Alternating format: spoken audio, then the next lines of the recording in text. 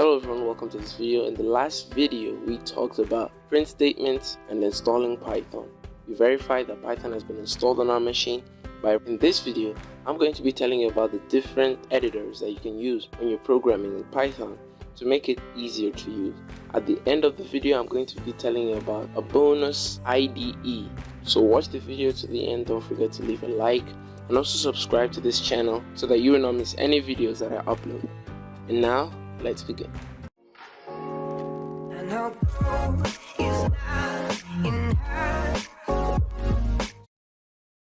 So the first editor I want to tell you about is Visual Studio Code. Visual Studio Code is a free open source software that helps you code in many different languages. It's my favorite programming editor and I use it almost all the time. If you watch some of my other videos, I use Visual Studio Code when I am making my videos because of the dark theme it has and also has very good color highlighting. Apart from that, it has an IntelliSense in it which helps you autocomplete your code based on variable types, function definitions, and imported modules. It also helps you debug your code, and it also has Git built into it now. So it has a lot of cool features, you can play around with it, but in my opinion it's very good. I like it, I use it a lot, and it has support for so many different languages, so even if you're not going to code in Python, you can still use Visual Studio Code and it'll still be perfect. The next editor I'm going to talk about is Sublime Text.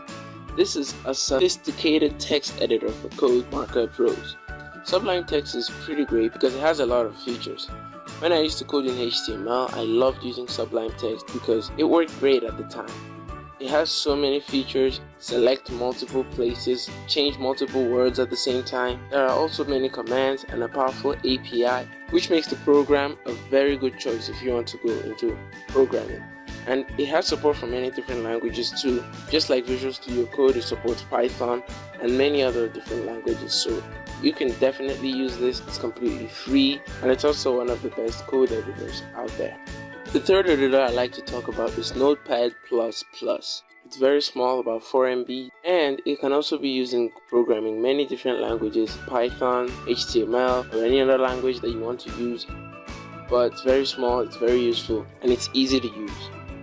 Now those are three of my favorite editors. I use them a lot. I really like them. I used to use Sublime Text, but now I'm using Visual Studio Code because I'm using Python a lot. But all those three editors are great. Anyone you choose is pretty good. I've tried all of them and they're amazing.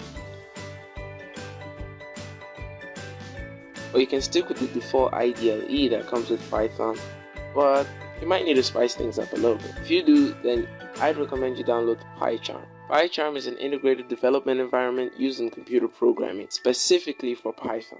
Its syntax highlighting is on point, and you can run your programs right there in the terminal, just like you would in the Python IDLE. Unlike the Python IDLE, this has a dark theme. I know you can also do the dark theme in the Python IDLE.